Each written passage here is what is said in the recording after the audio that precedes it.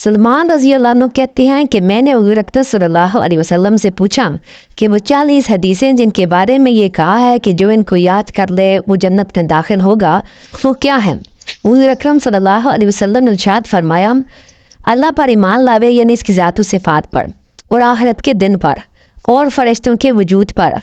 اور کتابوں پر، اور تمام انبیاء علیہ السلام پر، اور مرنے کے بعد دوبارہ زندگی پر، اور تقدیر پر کہ بلا اور برا جو کچھ ہوتا ہے سب اللہ ہی کی طرف سے ہے، اور گواہی دے تو اس امر کی کہ اللہ کے سوا کوئی معبود نہیں اور حضور اکرم صلی اللہ علیہ وسلم اس کے سچے رسول ہیں۔ ہر نماز کے وقت کامل وضو کر کے نماز کو قائم کرے۔ کامل وضو وہ کہلاتا ہے جس میں آداب و مستحبات کی رعایت رکھی گئی ہو، اور ہر نماز کے وقت اشارہ ہے اس بات کی طرح کہ نیا وضو ہر نماز کی نہیں کرے، اگرچہ پہلے سے وضو ہو کہ یہ مستحب ہے، اور قائم کرنے سے اس کے تمام مسکن اور مستحبات کا اہتمام کرنا مراد ہے۔ چنانچہ دوسری روایت میں وارد ہے، ان تسویۃ الصفوف من اقام الصلاۃ، یعنی جماعت میں صفوں کا ہموار کرنا کہ کسی قسم کی بھی درمیان میں خلا نہ رہے، یہ بھی نماز کام کرنے کے مفہوم میں داخل ہے۔ زکوٰۃ ادا کرے اور رمضان کے روزے رکھے، اگر مال ہو تو حج کرے، یعنی اگر جانے کی قدرت رکھتا ہو تو حج بھی کرے، چنانچہ اکثر معنی مال ہی ہوتا ہے اس لیے اسی کو ذکر فرما دیا، ورنہ مقصود یہ ہے کہ حج کی شرائط پائے جاتے ہوں تو حج کرے۔ 12 رکعت سنت موقع روزانہ ادا کرے اور وتر کو کسی رات میں نہ چھوڑے، چونکہ وہ واجب ہے اور اس کا اہتمام سنتوں سے زیادہ ہے، اس لیے اس کو تاکیدی لفظ سے ذکر فرمایا، اور اللہ کے ساتھ کسی چیز کو شریک نہ کرے، اور والدین کی نافرمانی نہ کرے، اور ظلم سے یتیم کا مال نہ کھاوے، یعنی اگر کسی وجہ سے یتیم کا مال کھانا جائز ہو جیسا کہ بعض صورتوں میں ہوتا ہے تو مذائقہ نہیں، اور شراب نہ پیے، زنا نہ کرے، جھوٹی قسم نہ کھاوے، جھوٹی گواہی نہ دے،